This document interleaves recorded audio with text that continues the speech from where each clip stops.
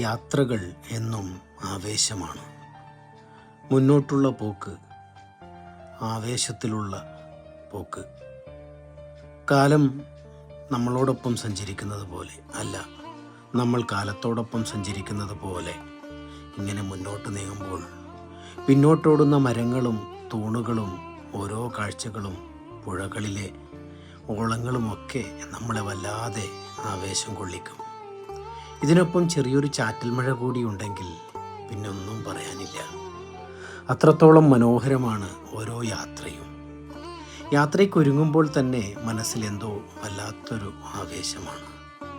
ഓരോ യാത്രയ്ക്കുള്ള തയ്യാറെടുപ്പും മറ്റൊരു വലിയ യാത്രയുടെ മുന്നോടിയാണെന്ന് തിരിച്ചറിയാൻ സാധിക്കുക.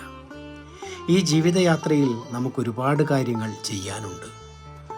മനസ്സറിഞ്ഞ് ചെയ്യുക എന്നതിനപ്പുറത്ത് മറ്റൊന്നും ചെയ്യാനില്ല. തീവണ്ടിയുടെ ജനലരികിലിരുന്ന് റെയിൽവേ സ്റ്റേഷനിലൂടെ പോകുന്ന വണ്ടിയിലെ കാഴ്ചകൾ എത്ര മനോഹരമായി ആസ്വദിക്കാൻ സാധിക്കും.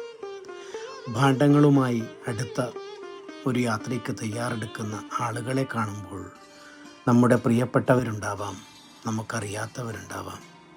ഓരോ സ്റ്റേഷനിലും നിൽക്കുമ്പോഴും നമ്മൾ പിന്നിട്ട വഴികളെക്കുറിച്ച് ഓർക്കുക എന്നത് അത്ര ചെറിയ കാര്യമല്ല.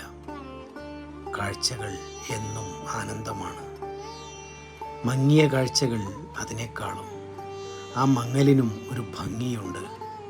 തിരിച്ചറിവിൻ്റെ ഒരു ഭംഗി അതിൽ നിന്നുമുള്ള തെളിച്ചമാണ്.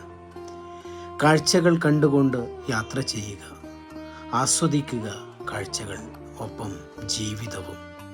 മറ്റുള്ളവരെന്ത് വിചാരിക്കുന്നു എന്നത് എൻ്റെ വിഷയമേ അല്ല, നമ്മുടെ വിഷയമേ അല്ല.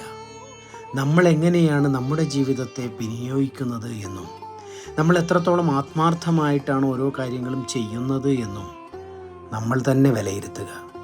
മറ്റുള്ളവരുടെ വിലയിരുത്തൽ ആവശ്യമില്ല എന്നല്ല, അതിനും ചെവി കൊടുക്കാനുള്ള സന്നദ്ധതയുണ്ടാവണം, മനസ്സുണ്ടാവണം. അതിൽ നിന്നും നല്ലതെന്ന് തോന്നിയത് തിരിച്ചറിഞ്ഞ് പ്രായോഗിക തലത്തിലേക്ക് കൊണ്ടുവരാനും അല്ലാത്തവയൊക്കെ തള്ളിക്കളയാനുമുള്ള മനക്കരുത്തും ഉണ്ടാവണം. മറ്റുള്ളവർ പറയുന്നതിൽ നിന്ന് തളർന്നു പോകരുത്. അത് നമ്മെ വല്ലാതെ ബുദ്ധിമുട്ടിക്കും. യാത്ര തുടർന്നുകൊണ്ടേയിരിക്കുക. ഈ ജീവിതയാത്ര എത്ര മനോഹരമാണെന്ന് മറ്റുള്ളവർക്ക് കാണിച്ചു കൊടുക്കുക. ജീവിക്കുക, ആനന്ദിക്കുക. ജീവിതമാവട്ടെ ലഹരി.